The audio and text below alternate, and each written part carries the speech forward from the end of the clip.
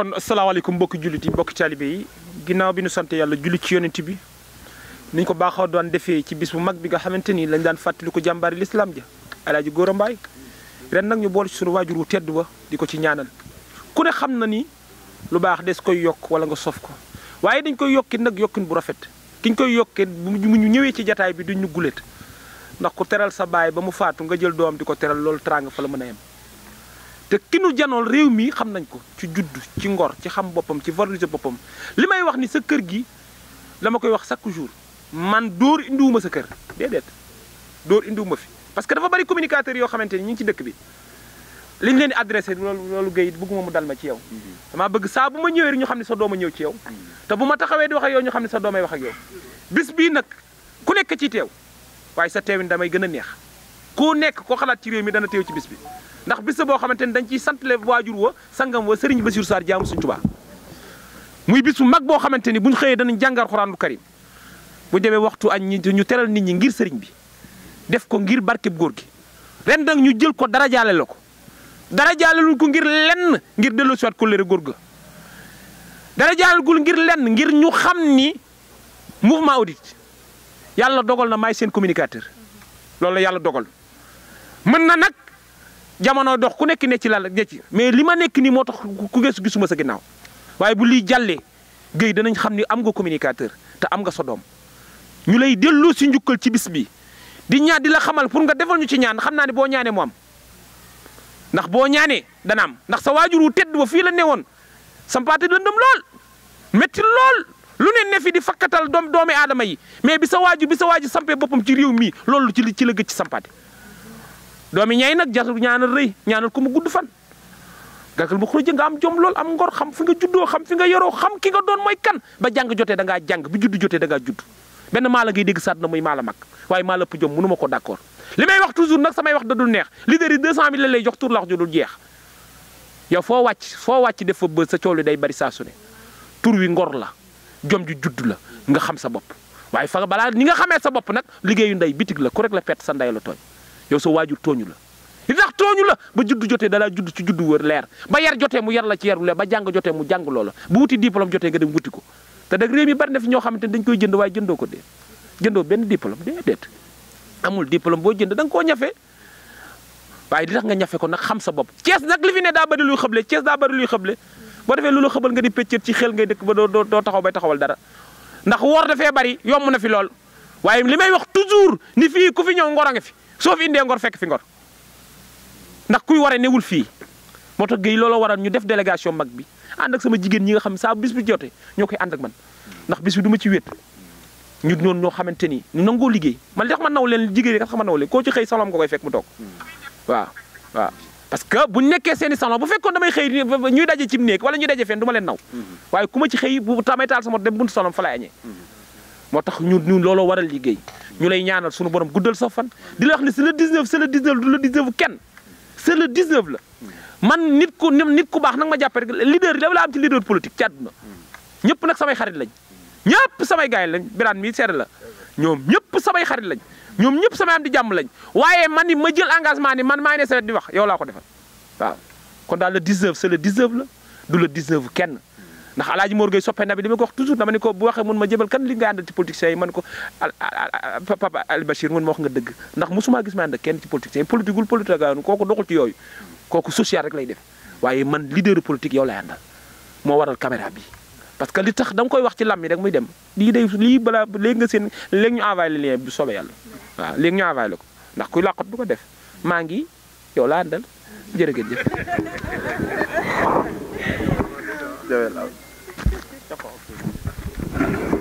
ci gouvernement je pense que ku jar a jàppale nga li may wax nag dama koy wax à la population thiessoise gouvernement depuis Senghor ba Wade fekkewuma temps Senghor nii Diouf mais bu Wade fekkee naa ko bu Sall fekkee naa ko mais amul benn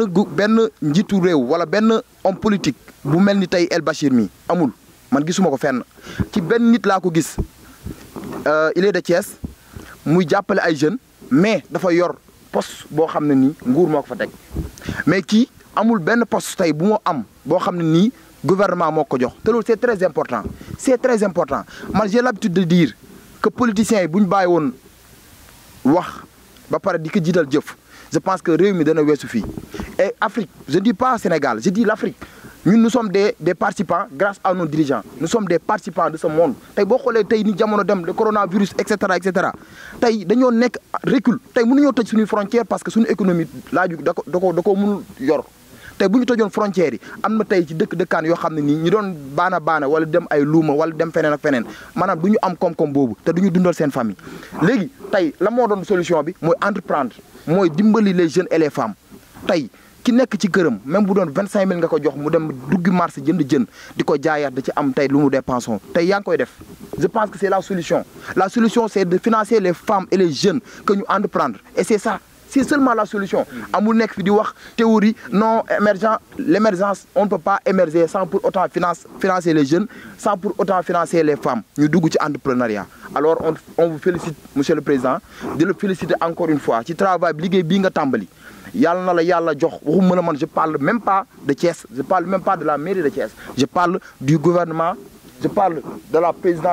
du président de la République d'abord. Man ci loolu lay wax. Man dama ne mbébét bi nga am bu ñu la doon jox mairie Thiès bu ñu la joxoon mairie suba sax man nga leen koo delloo ne leen soxlawuma ko te li nga soxla bu doon beneen dëkk nga ko def nii lañ lay joxaatee ñëpp nañ lay jox bopp. Dinaa terminer ci benn affaire que ñu def attention un peu ci ñiy ñëw ak ñiy dem parce que boo yoree tey lu mel ni financement ñu bëri dinañ ñëw mais loolu lépp je pense que sànq dama am ku toog fii nii fi ma toog nii am na kàddu yu mu yëkkati yoo xam ne je pense que jar naa jox bopp. Vraiment parce que explication yu claire la lay joxe kooku nag li mu lay wax dafay leer je pense que li nga war a yóbbu dafay leer naññ président ñu ngi lay gërëm ñu ngi lay sant bu baax a baax ñu ngi lay sant bu baax xool nag laay waxee parce que man dama mos a dugg ci benn boutique fii station Mambara ma dégg ñaari femme di waxtaan boobu mosuma gisante je pense que bu may gisante ak yow quand Jémi la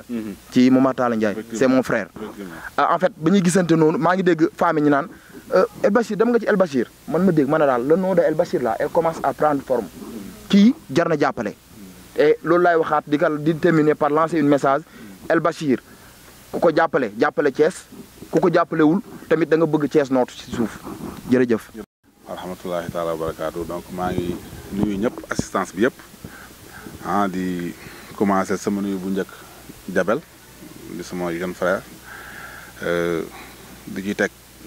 Monsieur Ndiaye mu àndal ak ses ravissante dames yeneen ñee xaw ma leen mais Rama moom xam naa ko moom femme entrepreneuse la yàgg na góorgóorlu yàgg naa ñafe donc bokk aussi ci prototype yi nga xam ne tey Thiès dañ leen a soxla parce que sànq femme yi toogoon di waxtaane loolu laa waxtaane ak ñoom sànq nee naa foofu lañ toll tey dañoo toll foo xamante ni man bëgguma sax ñuy wax social lu bëri parce que social pour man mag ñi ñoo ko moom te tey Sénégal 75% wu population wu Sénégal yëpp ay jeunes lañu ay ndaw lañu ñooñu tolluñu ci social ñooñu ci liggéey lañ toll donc ñu leen war a jàppale pour ñu entreprendre comme ni ko monsieur Ndiaye waxee léegi di wax ne moom aussi noonu laa xamee grand frère am Momar Talla muy un gars bu sérieux bu dynamique bu dëggu muy wax rek moom laay gis parce que je crois Momar Ndiaye bokk na ci ñi nga xamante ni ñoo fondé suñu mouvement bi audit bokk na ci élément fondateur yi après je crois mu demee Madrid tam te teewul tout le temps on s'entend via les réseaux tout le temps ñi ngi discuter ci mouvement bi ni muy màggee ak naka la war a doxee te pourtant sax moom c'est un homme de loi mais teewul dafa impliqué wu ci Thiès naka la Thiès war a doxee dafa impliqué wu ci jeunesse en partie sport dafa bëgg sport je crois tey am nañ audit sport muy benn entité bu bokk ci audit boo xamante ni audit boobu depuis ça fait maintenant 6 mois je crois wala 9 mois waroon nañoo recevoir fii waa Atlético Madrid te loolu yëpp c'est par son biais c'est par le biais de son grand frère Momar Talla moo démarché woon loolu mais malheureusement après confinement bi ñëw on était obligé ñu surseoir ces activités là donc may profité ci occasion yi peut-être moom dina ma seetaan di ko féliciter di ko encourager waat di ko wax ne ñu ngi koy déglu ba tey ce projet là c'est un projet qui nous tient à cœur te bëgg na incha allah ñu réaliser ko au profit de la population et de la jeunesse thiessoise. Donc ma ñëwaat nag ci activité bi muy activité wu Jabel di wax moom comme ni mu ko waxee rek je crois moom aussi bokk na ci communicateur traditionnel yi nga xamante ni man dama leen a naw parce que en dehors de li muy def may commencé ci papam Gora Mbaye parce que wax naa ko je crois bokk naa ci ñi nga xam ne produire nañ Seka malgré période boobu j'étais très jeune me produire Secka donc chaque fois lay wax Thiès c'est une ville culturelle kenn mënu ko développer sans la culture man yàlla defal na ma sutura je crois dama koy wax ma wax ko chaque fois que ni bi may def fii ay production j'avais l'âge de 23 ans ou 24 ans te mën naa wax ni tey bépp artiste thiessois bu écloré boo xam ne xam nañ ko au niveau national que ça soit muy def musique wala muy def théâtre contribuer naa ci comment dire ci carrière am pour ne pas dire sax ñu ci bëri maa njëkk produire donc loolu chance la donc tax permettre na ma aussi ma xam ni Thiès c'est une ville culturelle Thiès kenn mënu ko développer sans la culture donc tey jii aussi bu ñu ñëwee nag wax lu mel ni mode ay ñoom ramaa ngi nañ ci des donc loolu aussi mu nekk beneen domaine boo xam te ne war nañ ko mën a gën a exploiter parce que ba tey Thiès aussi loolu doxu fi ni ko waral nag aussi mooy amuñu ay salle de production barki démb maa ngi ciy waxtaan ak le jeune Djiba ma ne ko Thiès boo gisee li tax actuellement mode doxu fi musique doxu fi même li ñu gën a am muy ay valeur parce que tey jii jeunes yu bëri ñu ngi yëngatu ci théâtre ñu xam leen à travers le Sénégal mais mënuñu produire parce que tout simplement on n'a pas de salle de production au niveau de Thiès te loolu c'est une problématique bi nga xam te ni dañ ci war a wax loolu bokk na ci li ñuy gën a xeex pour que Thiès ñu am ay salle de production yoo xam te ni day permettre culture du Sénégal gën a dem ci kanam donc nag événement bi comme ni ko jëlee wax c'est le 19 déjà moom c'est mon jour de naissance je crois le mois de juin aussi mooy mois wu Tafa Gueye donc ñun ñaar ñi boo ñu boolee day nekk 19 juin donc c'est important donc jour boobu moom suñu jour la comme ni nga ko waxee sa papa góor sama lépp la woon parce que souvent damay faral di wax ci moom parce que bi muy nekk ci Secka premier jour ma njëkkee am contact ak ñoom bon je pensais que ni Secka rek mooy chanteur bi mooy ñëwee après ñu ne ma non y a 3 chanteurs ci groupe bi mooy Secka ñëw njëkk a woy après y avait l'autre As Mbaye ñëw woy après son papa door a ñëw woy après ma door a xam góor mais li ma gënoon frappé ci moom mooy la fekk durant bi ma nekk ak ñoom yëpp parce que def naa ñoom production pendant 2 ans 3 ans musuma ko gis mu xëccoo micro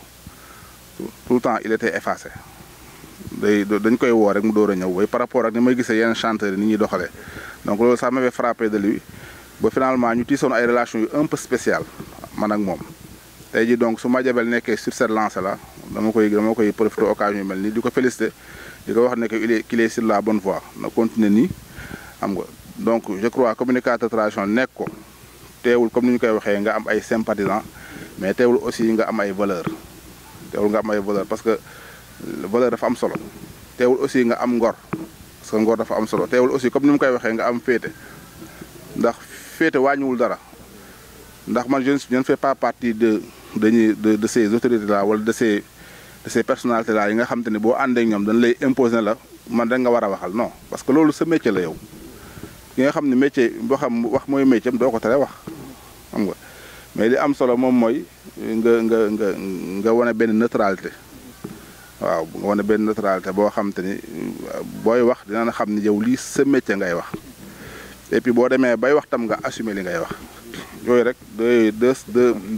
deux principes yooyu rek moo ci am solo bu weesoo loolu li ngay def sa métier la donc comme ni ma ko waxee pour bañ a guddal le 19 boobu dinañ ko magnifier incha allah te dinañ ci ñëw ak suñu délégation et tout